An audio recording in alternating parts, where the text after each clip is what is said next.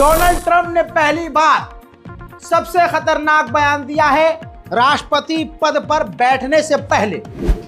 Hamas को धमकी दी है 20 जनवरी तक अगर तुमने इजराइल के तमाम कैदियों को रिहा नहीं किया तो अमेरिका ने इतिहास में इतना खतरनाक किसी का हाल नहीं किया होगा जितना तुम्हारा करेंगे, खत्म कर देंगे। ये रिपोर्ट है, ये ट्वीट भी किया गया है।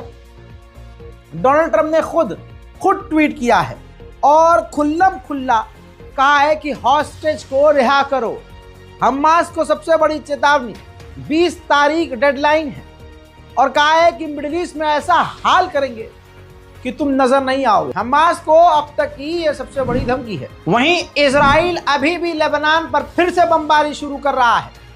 अब तेजी से, सुबह मैंने आपको बताया था कि वो सीज फायर का कोई फायदा नहीं, अब हमले फिर से बढ़ते ही जा रहे हैं लेबनान पर, जहां इजराइल को लेबनान से निकलना चाहिए। ये तस्वीर देखिए, साउथ लेबनान में इजराइल का चीफ पहुंचा हुआ है, मिलिट्री आर्मी कमांडर पहुंचा हुआ है। अब आप सोचिए, जो दोगले चैनल हैं CNN, ये महिला देखिए, दोगले चैनल CNN ने भी कह दिया है कि 100 बार इजराइल ने वायलेशन किया है सीज फायर का, 100 बार सीज फायर इजराइल ने तोड़ा है।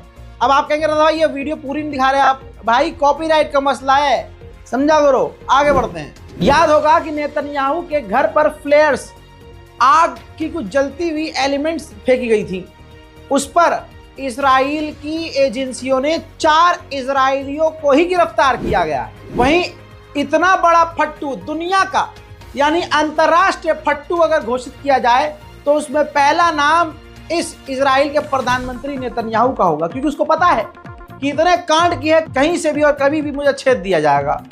तो इजराइल में जो इसके खिलाफ करप्शन के चार्जेस लगे हुए हैं और कोर्ट ने कह दिया था कि होगा कहीं का प्रधानमंत्री, पेश होना ही पड़ेगा, तो आपको बताऊं तब भी ये इतना डरा हुआ है कि स्पेशली इसके लिए कोर्ट अंडरग्राउंड बुलाई जाएगी। जज, वकील और जो सुनवाई के लिए हाई कमांड ऑफिसर होंगे वो बेसमेंट के अंदर आएंगे, जी हाँ, और वहां पूरी कानूनी प्रक्रिया होगी और वहां नेतन्याहू से पूछताछ कोर्ट करेगा। उधर ICC की जो डायरेक्टर हैं, हेड, उन्होंने ऑफिशियली सामने आकर पहली बार कहा है कि हमें धमकियां मिल रही हैं, अमेरिका धमकी दे रहा है। जाहिर सी बात है, नेतन्याहू को बचाने के लिए अमेरिका ICC को धमकी दे रहा है। उन्होंने आगे कहा कि रशिया भी धमकी दे रहा है, रशिया व्लादिमीर पुतिन के लिए, क्योंकि उनके खिलाफ भी गिरफ्तारी का वारंट जारी है, तो उनको भी बचाने के लिए रशिया धमकी दे रहा है ICC को। ऐसे में ICC की हेड ने कहा है इसकी वजह से, इन धमकी की वजह से हमारा अस्तित्व भी खतरे में आ गया है। अब देखिए इजराइल कितना बड़ा आतंक है। अगर आप इजराइल के खिलाफ हैं तो मौत के बेहद करीब है। इस महिला पत्रकार को देखिए, ये फ्रांस की महिला पत्रकार हैं। ये पत्रकार फिलिस्तीन के समर्थन में थी, तो ये अपने घर की छत पर मरी हुई पाई गई है।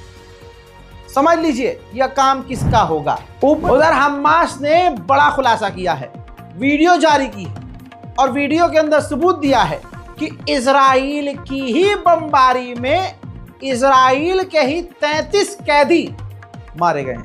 ये पूरा वीडियो नहीं दिखा सकता हूं, लेकिन इजराइल ही सबसे ज्यादा अपने लोगों को मार रहा है। उधर हमास ने कंफर्म किया है कि फिलिस्तीन अथॉरिटी के फतह ग्रुप से डील हो चुकी है। जंग के बाद गाजा को फिलिस्तीन अथॉरिटी चलाएगा।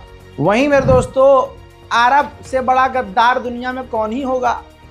ऊपर से, हाँ, उर्दुगान से ऊपर कोई नहीं है, सॉरी माफ कीजिएगा, और मोहम्मद बिन सलमान भाई अपनी कैटेगरी है। देखिए मोरक्को के मुसलमान लोग और मुस्लिम गवर्नमेंट, मुसलमान लोग फिलिस्तीन के समर्थन में शांतिपूर्वक तरीके से प्रदर्शन कर रहे थे। मोरक्को की पुलिस ने अपने ही लोगों को मार पीट कर घायल किया और गिरफ्तार किया।